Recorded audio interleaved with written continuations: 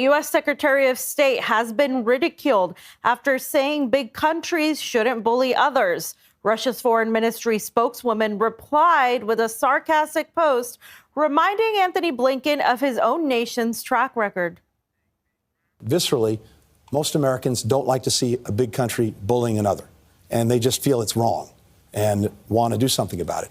One country just can't attack its neighbor, can't try to seize its land by force, can't try to erase it from the map, can't bully it. Was it not the U.S. that attacked Iraq? Or is Iraq not a small enough country? Unless I'm mistaken, Blinken represents the USA and not some other country, so the Secretary of State should at least know his own state's history. In Iraq alone, up to 1.4 million people died due to the consequences of the U.S. invasion, according to one survey. A Chinese foreign ministry spokesperson said on Friday that 37 million people were displaced following the U.S. interventions in Afghanistan, Iraq, and Syria. Since the Second World War, Washington has been militarily involved in conflicts in Asia, Latin America, Yugoslavia, and throughout the Middle East. Almost all of Washington's interventions were justified by defending democracy or fighting terrorism. That's despite the fact most of these conflicts led to political chaos and high civilian casualties in the countries involved. Media and political analyst Lionel told us the current conflict in Ukraine is important for Moscow because of the risk of U.S. military involvement right at Russia's doorstep.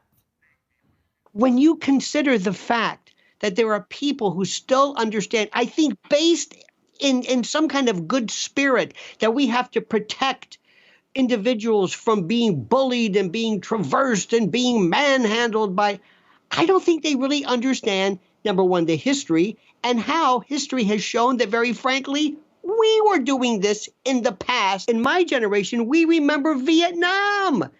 You can take the same argument exactly. I still don't even know what Iraq had to do with 9/11. We don't know.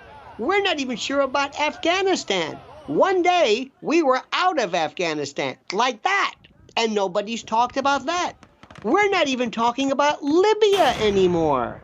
We had to go in and we had to take care of Libya because this man was an evil, terrible, despotic, and what about Libya? Who runs it? Is it worse or better since we were involved? We don't know. This is not about being an apologist or looking the other way. This is about the way to handle geopolitical reality today. What would we do? What would any country do if we switched the situation and all of a sudden we had China on the border, let's say, of Texas or Canada? Instead of Canada, it was China. It would be a completely different story. I don't understand how this message, how analogies, and specifically how history isn't remembered.